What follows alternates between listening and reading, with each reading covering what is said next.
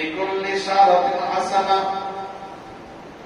আল্লাহ নবী বললেন প্রত্যেকটা পশমের প্রত্যেকটা চুলের বিনিময়ে একটা করে নেকি দান করা হবে। আলো ফাসসাম, সাহাবায়ে কেরাম জিজ্ঞাসা করলেন পশমের বিনিময়ে কি হবে? আলা ফাসসাম বিকুল্লি শারাতিন হাসানা, আল্লাহ নবী বলেন প্রত্যেকটা পশমের বিনিময়ে একটা করে নেকি দান করা হবে। সুবহানাল্লাহ। তাহলে এবার একটু দেখি একটা পশম কতগুলো পশম, হাজার হাজার লক্ষ লক্ষ কোটি কোটি পশম, তার দিকের মধ্যে হিসাব করে শেষ করা যাবে না। আল্লাহ পাক রব্বুল আলামিন এই কল্পনার কত বড় সহজ রাস্তা বাতলায় দিলেন। আল্লাহ জন্য কোরবানি করো, কোরবানির পশুর দিকের মধ্যে যত পশম থাকবে, যত চুল থাকবে, প্রতিটা পশম প্রতিটা চুলের বিনিময়ে আমার আল্লাহ একটা করে নেকি দান করবে। সুবহানাল্লাহ।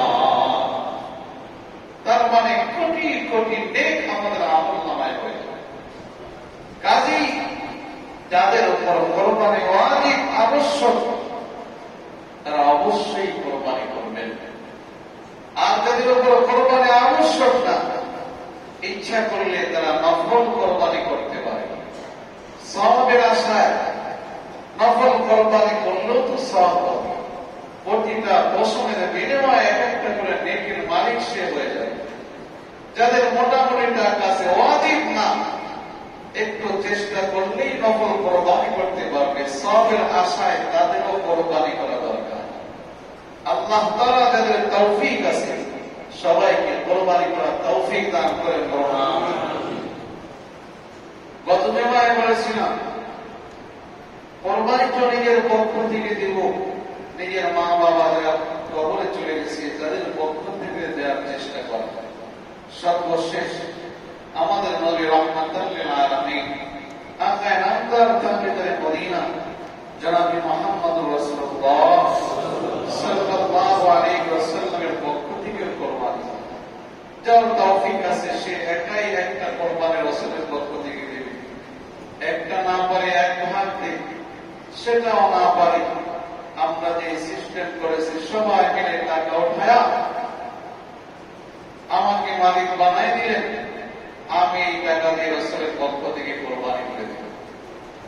যেহেতু একজনের দ্বারা কষ্টকর বিষয়, কঠিন বিষয়, সবাই মিলে আমরা টাকা উঠায়া আমার কাছে দিয়ে দিলেন, আমাকে মালিক বানাই দিলেন, আমি রাসূলের পক্ষ থেকে কোরবানিটা দিয়ে দিলাম। আশা করি আল্লাহ পাক রব্বুল আলামিন এই কোরবানিটাকে কবুল করে আমাদের প্রত্যেকের আমলনামায় সওয়াব দিয়ে দিবেন এবং আখিরাতে পয়গম্বর খুশি হয়ে যাবে। আলহামদুলিল্লাহ, অনেকেই গত জুমায় আনন্দের সাথে নাম লিখিয়েছেন, টাকাও জমা দিয়ে ফেলছেন। এখন অনেকে নাম লেখেছেন কিন্তু টাকাগুলো আসে না। অসুবিধা না, আজকেও দেওয়ার সুযোগ আছে। যারা এখনো দেয় নাই নামগুলো লেখা আছে, টাকাটা মুয়াজ্জিন সাহেবের কাছে দিয়ে নামটা কাটে ফেলবো। আমরা চেষ্টা করবো যদি আগামীকালকের মধ্যে টাকা উঠে যায় তো আগামীকালকে পশুটা কিনে আনবো। যদি না ওঠে তাহলে রোববারে আমরা কোরবানির পশুটা কিনে এনে এখানে রাখা হবে, সবাই আপনারা দেখবেন, তারপরে মাদ্রাসায় নেওয়া হবে। গতকাল আলহামদুলিল্লাহ আমাদের মসজিদের সহসভাপতি জিন্না ভাই, উনি দেশে নাই, হজে গেছে। তো ফোনে কল করে আমি পাচ্ছিলাম না, পরে এই মধ্যে কলকাতা থেকে ঢুকছি, বললাম যে আমরা তো এবারও রাসূলের পক্ষ থেকে কোরবানি দেওয়ার নিয়োগ করছি। আলহামদুলিল্লাহ তিনি খুশি হয়ে 20,000 টাকা পাঠাই দিয়েছে। একটু আলহামদুলিল্লাহ আওয়াজ দেবেন। আল্লাহ পাক রব্বুল আলামিন তার মাসলাকে কবুল করেন। সবার কাছে দোয়া চেয়েছেন যে হুজুর আল্লাহ তাআলার কাছে দোয়া করবেন, আল্লাহ পাক যেন সহি সালামতে সুন্দরভাবে আমাদের কার্যক্রম করার তৌফিক দান করেন। সবাই আমরা দোয়া করি প্রত্যেক হাজী সাহেবের হজকে আল্লাহ তাআলা কবুল করেন। বলুন আমিন। 5,000 টাকা করে আলহামদুলিল্লাহ অনেকেই গত জমায় দিয়েছেন। 10,000 টাকা এখনো একজন পায় নাই। গত বছর 4-5 জন আসছে। একজনকে শরীফ হিসাব। আলহামদুলিল্লাহ 10,000 টাকার একজন আজকে এসে পড়ছে, আলহামদুলিল্লাহ নগদ দিয়ে ফেলছি। আল্লাহ তাআলা কবুল করেন করোনা। আমি আশা করি হয়ে যাবে। সবাই চেষ্টা করলে, সবাই মিলে মেহনত করলে এরা বৃথা যায় না। আল্লাহ পাক রব্বুল আলামিনের রহমত সেখানে থাকে। অনেক বান্দা গত জমায় ছিলেন না, শুনতেও মান নাই, মনে মনে চিন্তা করতেছেন গত জমায় থাকলে আজকে নামটা লেখাইতে পারবে। তো তাদের নাম লেখানোর সুযোগ আছে, অসুবিধা নেই। যেহেতু সময় কম, এই জন্য বয়ান চলতে থাকবে।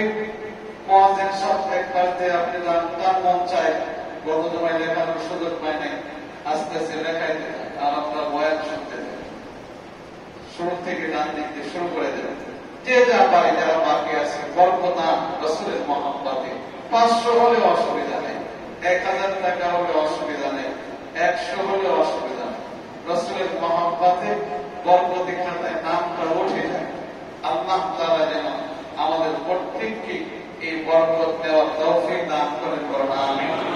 তো তাহলে আলামিন সাহেব আছে, একটা খাতা নিয়ে প্রত্যেকের সামনে যারা গত জমায় ছিল না অথবা ছিল নাম লেখার সুযোগ পায় না, যেহেতু সময় খুবই অল্প ছিল, আজকে একটু আগে থেকে যে যা পারে খাতার মধ্যে নাম ওঠায় দেন। নাম আর ঘোষণা এখানে করা হবে না। যারা নাম ওখানে রেখে দেবেন নামটা গোপনই থাকবে। আল্লাহ পাক রব্বুল আলামিন তো দেখবে, দেখবেন কি দেখবেন তো মালিক তো দেখতেছে। কাজে খাতায় নামটা উঠায় দেন, যে যা পারে ইনশাআল্লাহ আল্লাহ তাআলা বরকত দান করবেন। আল্লাহ তাআলা আমাদের সবাইকে এই কোরবানিতে শামিল হওয়ার তৌফিক দান করেন। আমাদের কোরবানির ঈদের নামাজ একটাই হবে। অন্যান্য বছর 2টা হইতো করোনার পর থেকে, এখন যেহেতু করোনা নাই, কাজে আমরা জামাত একটাই করার সিদ্ধান্ত নিয়েছি। সেটা হলো 7:30টায়, 7:30 আমাদের কোরবানির ঈদের জামাত শুরু হবে। কাজে আগের থেকে আমরা সবাই প্রস্তুতি গ্রহণ করে ঈদের জন্য দ্রুত মসজিদে চলে আসবো। আল্লাহ পাক রব্বুল আলামিন আমাদেরকে ঈদের জামাতে দ্রুত আসার তৌফিক দান করেন। যাদের উপর কোরবানি ওয়াজিব, কোরবানি আবশ্যক, তারা যদি কোরবানি না করে আল্লাহর নবী একটু লাগামে বললেন, মান ওয়াজাদা সাআতান লিআইয়ুযাহিয়া ওয়া লাম ইযাহি ফালা ইয়াহসুল মুসাল্লা।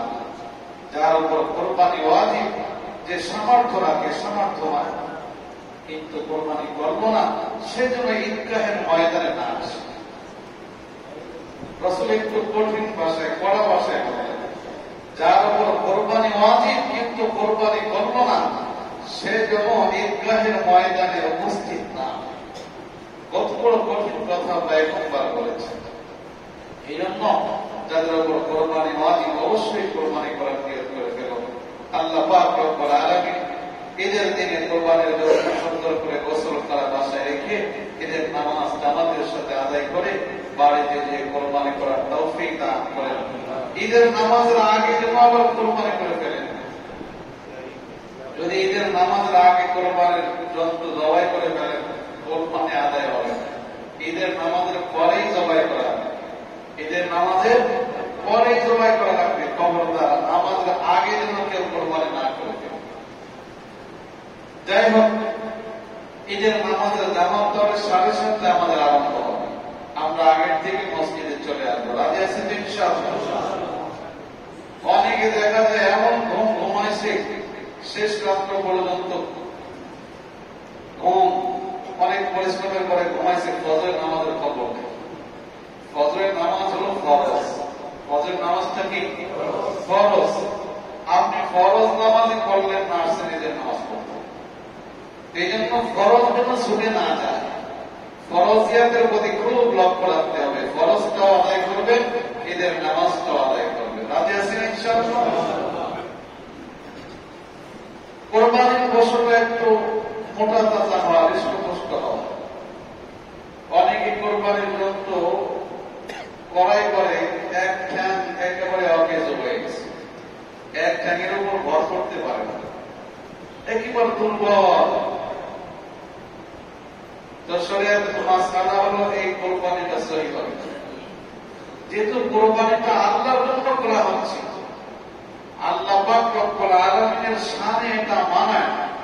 একেবারে দুর্বল একটা জন্তু আনলেন, এক পাও একেবারে দুর্বল, পা জমিনে রাখতে পারছে না, তার উপরে ভর দিতে পারছে না, এমন জন্তু কেউ কোরবানি করলে কোরবানি আদায় হবে। পাও ঠিক আছে, কিন্তু কোরবানির পশুর দাঁত একটাও নেই। এত বয়স হয়ে গেছে, দাঁত সবগুলো পড়ে গেছে। অথবা দু একটা আছে যে দাঁত দিয়ে ঘাস টিপে খাইতে পারে না, এমন পশু কোরবানি করলেও কোরবানি সহি হবে না, জায়েজ হবে না, আল্লাহর দরবারে কবুল হবে না। একবার কম দামি পাইছেন কোরবানির পশুটাও দেখা যায় বড়, কিন্তু দাঁত একটাও নাই, এমন পশু কোরবানি করলে হবে? কোরবানি হবে না, দাঁত থাকা লাগবে। আর একটা গুরুত্বপূর্ণ মাসআলা, কোরবানির পশু খরিদ করছেন কিন্তু শিং একেবারে গোড়ার থেকে ভেঙে গেছে, মাথায় জখম হয়ে গেছে, এই যন্ত্র দিয়ে কোরবানি করলে কোরবানি সহিহ হবে। শিং থাকা লাগবে। হ্যাঁ, যদি ভেঙে অল্প ভেঙে যায়, অর্ধেকের বেশি থাকে, অসুবিধা নেই, এবং পশু দিয়ে আপনি কোরবানি করলে কোরবানি হবে। কিন্তু আঘাতে একেবারে গোড়ার থেকে ভেঙে গেছে, এমন পশু খরিদ করে আনছেন, এমন পশু কোরবানি করলে হবে না। অথবা শিংওয়ালা পশু আনছিলেন, আপনার বাড়িতে আসার পরে কোন কারণে শিংটা একেবারে গোড়ার থেকে ভেঙে গেছে, আপনার আর একটা পশু খরিদ করতে হবে, এটা দিয়ে কোরবানি করবে।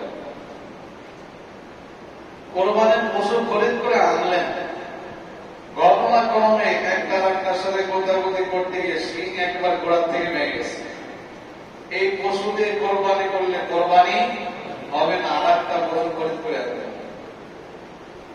যদি শুরু থেকে জন্মগত ভাবে শিংটা না ওঠে, এমন পশু দিয়ে কোরবানি করলে কোরবানি হবে। জন্মগত ভাবে অসুবিধা, শিং ওঠে না, এটা দিয়ে কোরবানি করলে কোরবানি আদায় হবে।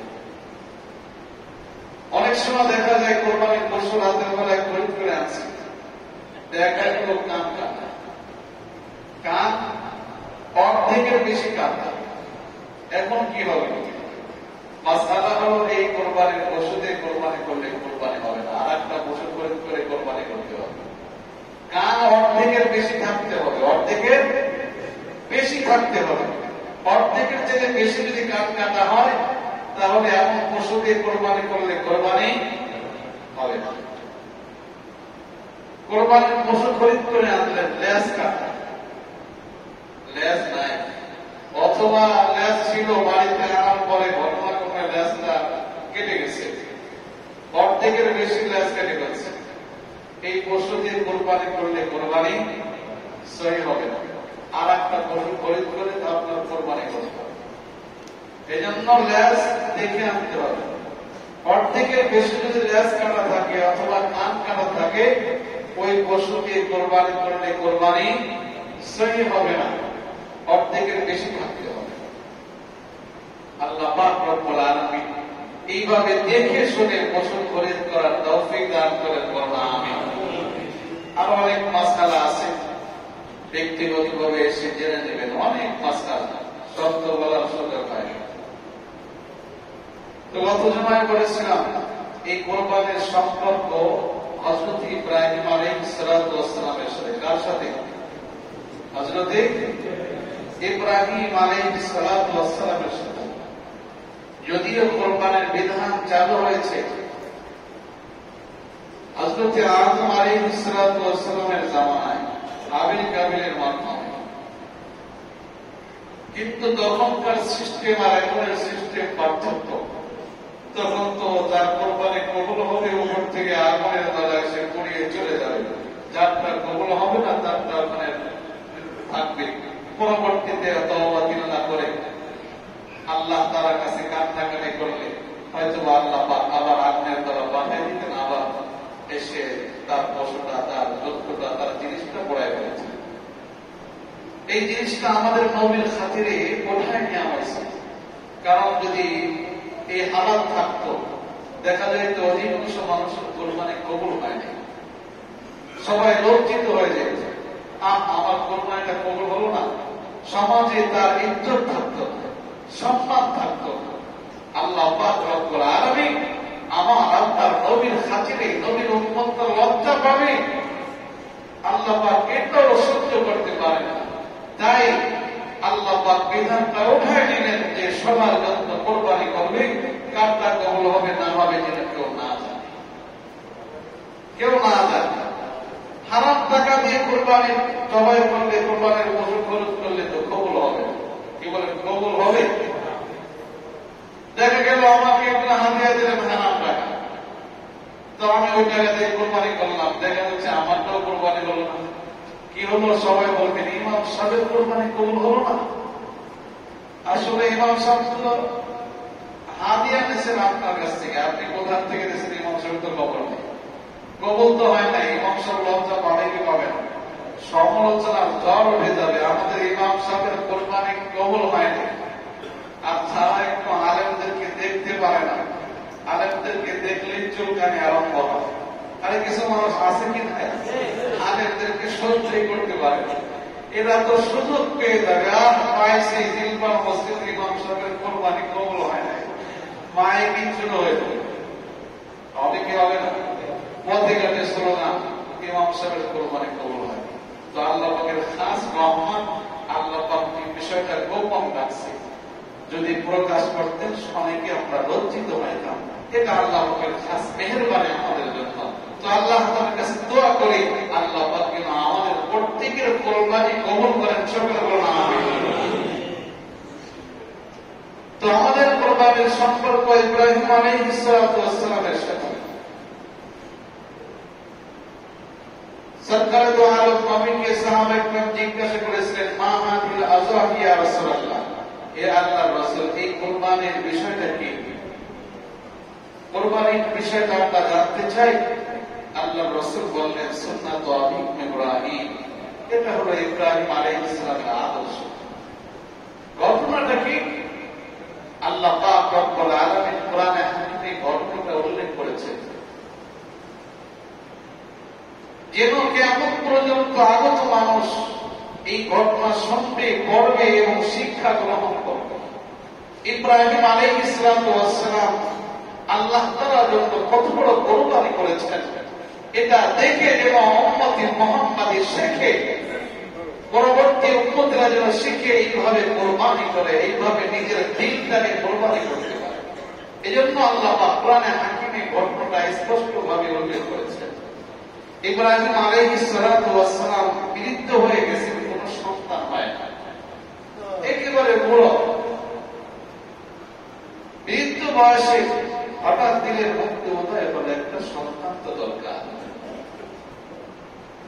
টাকা পয়সা ইনকামের জন্য না, ইসলামের কাজ করবে, আমার ইন্তেকালের পরে আমার দায়িত্ব পালন করবে।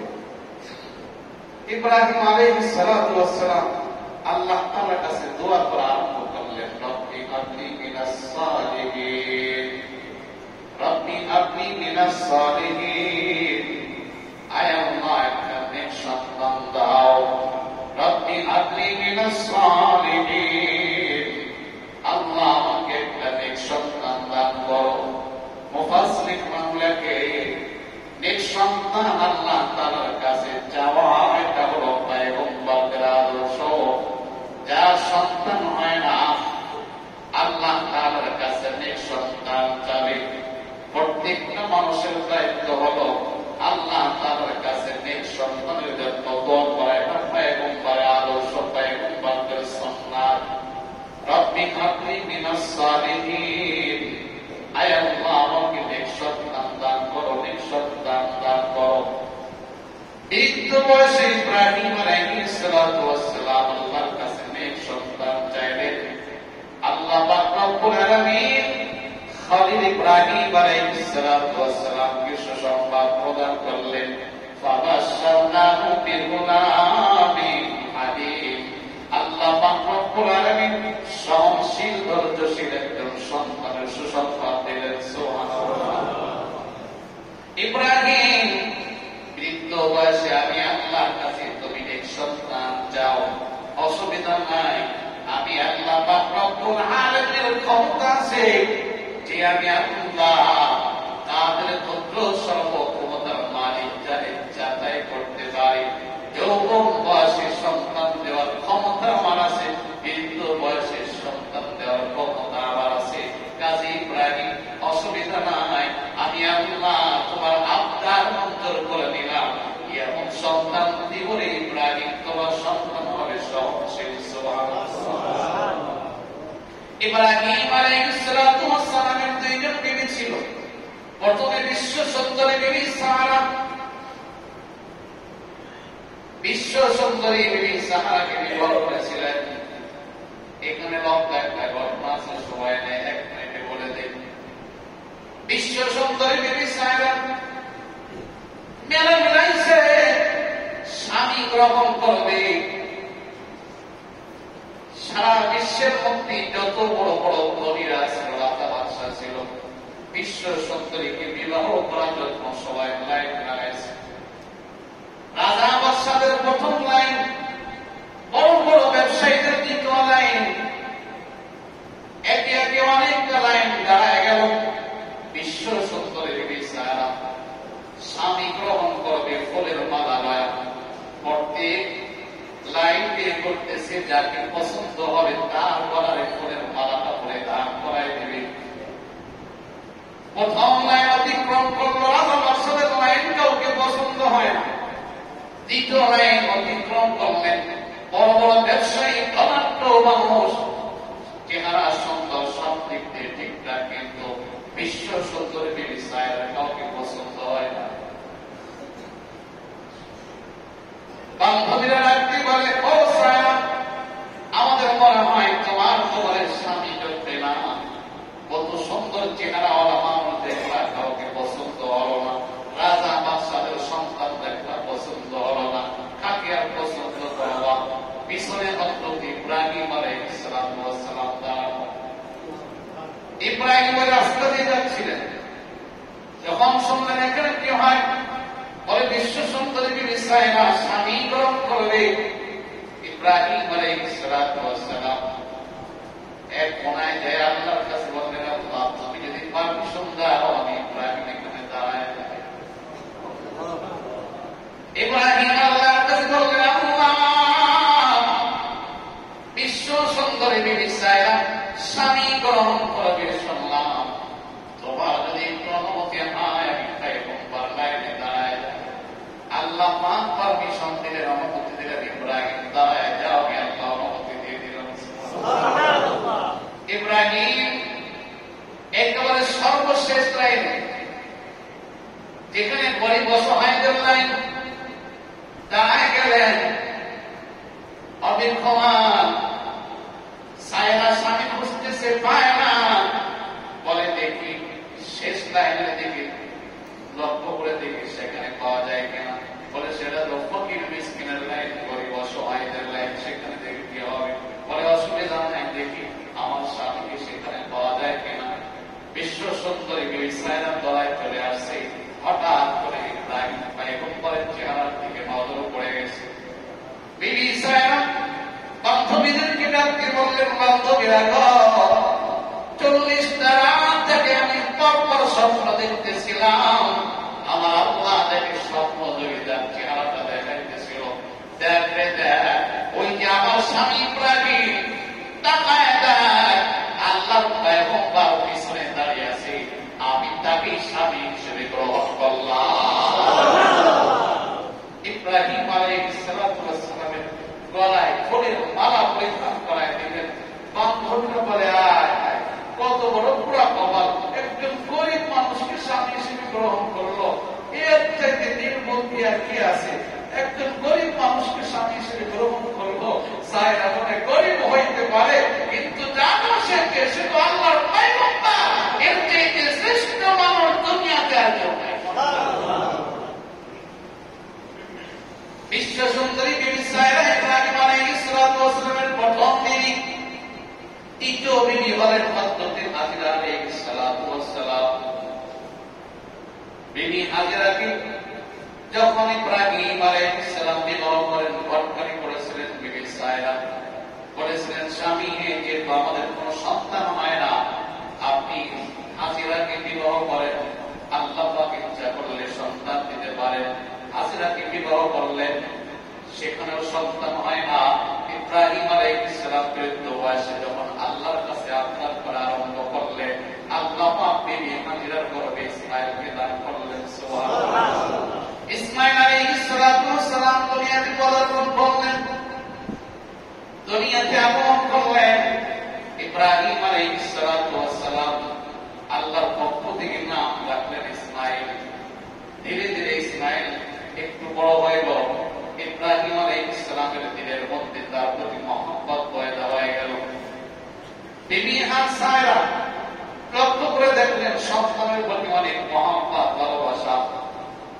এই জন্য ডাকতে বললেন, স্বামী আমার পক্ষে আপনি আপনার বিবি হাজরা এবং সন্তান ইসমাঈলকে বরবাদ দেবেন, আমার থেকে অনেক দূরে রাখেন, এমন জায়গায় রাখেন কোন মানুষ যেখানে নাই, খানা পিনা নাই, ফল ফলাদি নাই, পানির ব্যবস্থা নাই, মরুভূমিতে আপনি বনবাস দিয়ে আসেন।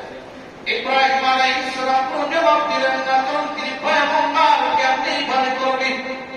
সাথে সাথে আল্লাহ পাক ইব্রাহিমকে পাঠাইলেন, ইব্রাহিম যাও, বিশ্ব সুন্দরী বিবি সায়রা দিল থেকে যে আবদার করেছে আমি তার আবদারের সমর্থন দিলাম। ইব্রাহিমকে জানায় দাও, ইব্রাহিমকে তার বিবি হাজেরা এবং সন্তান ইসমাঈলকে বনবাস দিয়ে দেয়। কোথায় বনবাস দেবে? ও জিবরাইল, তুমি তাকে রাস্তা দেখায় দাও, মরুভূমি এলাকা মক্কার জমিনে সেখানে রেখে আসবে। জিবরাইল আলাইহিস সালাম চলে আসলেন, এসে বললেন, পয়গম্বর আপনার বিবি সায়রা যে আবদার করেছে আল্লাহ সেটা মঞ্জুর করেছেন, কাজী তাড়াতাড়ি করে আপনার বিবি হাজরা এবং সন্তান ইসমাঈলকে ওদের পেটে ওঠা আমার পিছনে পিছনে রওনা করুন, তাদেরকে বরবাদ দিতে হবে। ইব্রাহিম আলাইহিস সালাম নিজে সুসজ্জিত হইলেন, বিবি হাজরা এবং ইসমাঈলকে উটের উপরে আরোহণ করাইলেন। জিবরাইল আলাইহিস সালাম সামনে, তারপরে ইব্রাহিম আলাইহিস সালাম, তারপরে বিবি হাজরা এবং ইসমাঈল আলাইহিস সালাম রওনা করলেন, মক্কার জমিনে চলে আসলেন। মানুষ নাই তখন, মক্কার জমিন আবাদ ছিল না, মরুভূমি এলাকা, বাইতুল্লাহ পয়গম্বরের দোকানে একেবারে বিস্তীর্ণ হয়ে গেছিল, শুধুমাত্র নিচেই কিছু পিলার আছে, আর কিছুই দেখা যায় না। ওখানে ইব্রাহিম আলাইহিস সালাম দেখাই দিলেন, ইব্রাহিম এখানে তুমি রেখে যাও, সিরিয়ায় চলে যাও, তুমিও তোমার বিবি হাজেরার কাছে থাকতে পারবা না, বিবি সায়রার কাছে তুমি চলে যাও।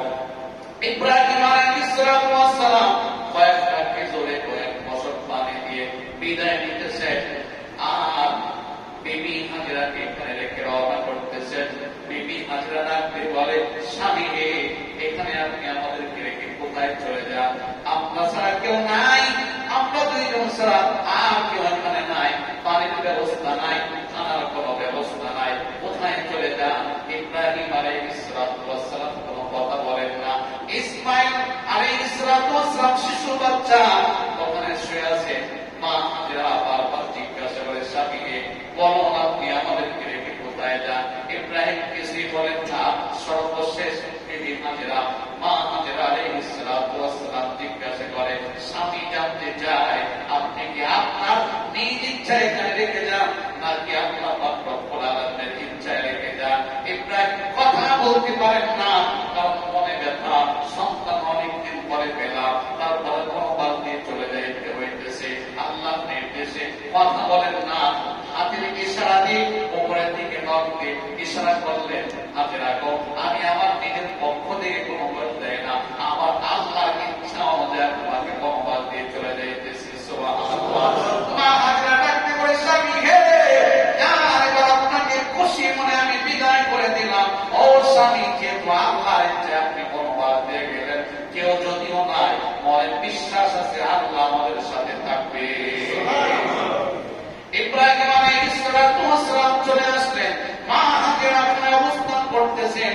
কিছু সময় পর পানি শেষ হয়ে গেল, কয়েকটা খেজুর ছিল সেটাও শেষ হয়ে গেল, ইসমাইল দুধ ছিল দুধও শেষ হয়ে গেল। ইসমাইল পানির জন্য কাঁদে, ছটফট ছটফট করে। মা হাজেরা দুধ দিতে পারে না, পানি দিতে পারে না। মার সামনে সন্তান ছটফট ছটফট করতেছে, মা হাজেরা সহ্য করতে পারেন না।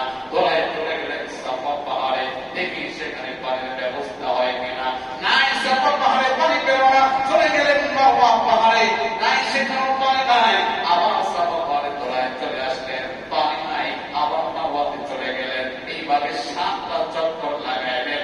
আল্লাহ ডাক দিয়ে বলে, কিয়ামত পর্যন্ত যত মানুষ বাইতুল্লাহ সফরে আসবে, মক্কা মদিনায় মক্কার জমিনে হজ করার জন্য আসবে, উমরা করার জন্য আসবে, আমি আল্লাহ পাক প্রত্যেকের জন্য হাজের আলী 7 চক্করটাকে ওয়াজিব করে দিলাম।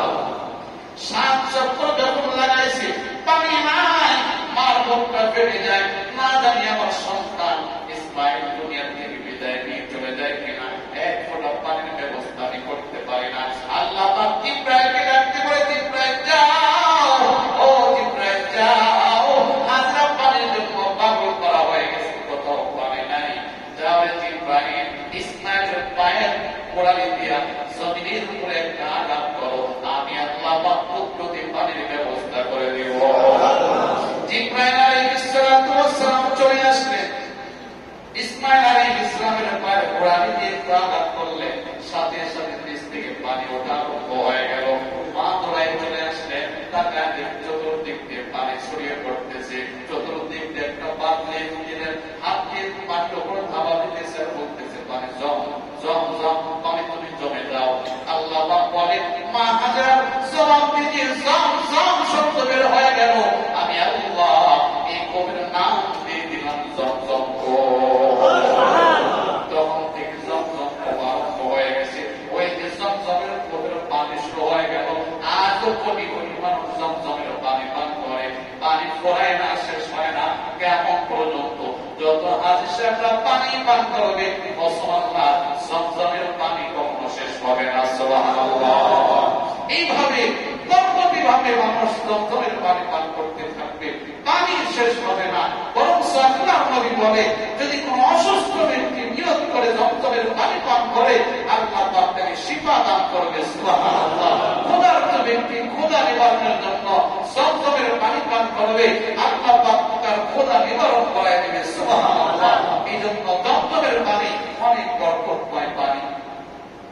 সময় শেষ হয়ে গেছে, সামনের বাকি আলোচনা ঈদের দিন ইনশাআল্লাহ সোমবার